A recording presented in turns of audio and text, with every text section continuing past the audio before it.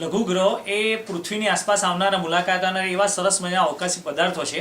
એ ગુરુ અને મંગળ ગ્રહની વચ્ચે ફરે છે. જો આપણને એક તક મળે અને એ ગ્રહોનો લઘુગ્રહનો અભ્યાસ થઈ શકે તો સૌરમંડળની ઉત્પત્તિ કઈ રીતે થઈ એનો સંપૂર્ણ બાયોડેટા, સંપૂર્ણ ગ્રાફ આપણી પાસે આવી જાય. અને એના માટે જાપાનની જે સ્પેસ એજન્સી જાક્સા એણે હયાબુસા નામનો એક ઉપગ્રહ છોડેલો છે.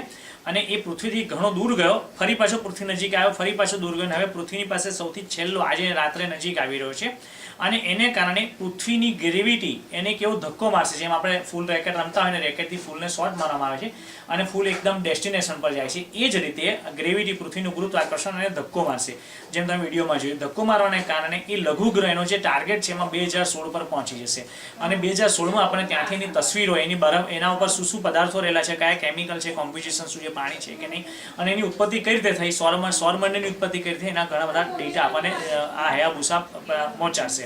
એટલે આજે રાત્રે જોવાની તક છે. જો કે અનફોર્ચ્યુનેટલી ભારતમાંથી નહીં જોઈ શકાય, પરંતુ અમેરિકા છે, જાપાન છે, ઓસ્ટ્રેલિયા છે, ત્યાંથી નરી આંખે જોઈ શકાશે. આજે રાત્રે તે પસાર થશે અને એ માનવ જાતિની વૈજ્ઞાનિક મોટી હરણફાળ હશે કે પૃથ્વીના ગુરુત્વાકર્ષણથી આ લઘુગ્રહ પર માટે છોડવામાં આવેલું પહેલું સેટેલાઇટ, પહેલો ઉપગ્રહ લઘુગ્રહ તરફ પૃથ્વીના ગુરુત્વાકર્ષણના ધક્કાને કારણે પહોંચશે. Thank you. એનાથી પૃથ્વી પર કોઈ ઘટના કે કોઈ સર્જાઈ શકે? ના, એવી કોઈ બિલકુલ કોઈ તકલીફ નથી. આ તો એક માત્ર વિજ્ઞાનનો એક ઉપગ્રહ છે અને એની કોઈ પોતાની ગ્રેવિટી નથી. એ ફક્ત ને ફક્ત વિજ્ઞાનની શોધ માટે બનાવેલો છે, પણ એ આપણા માટે એક નવા દરવાજા ખોલી આપશે. એ પૃથ્વી માટે એક બહુ મોટી તક બનશે.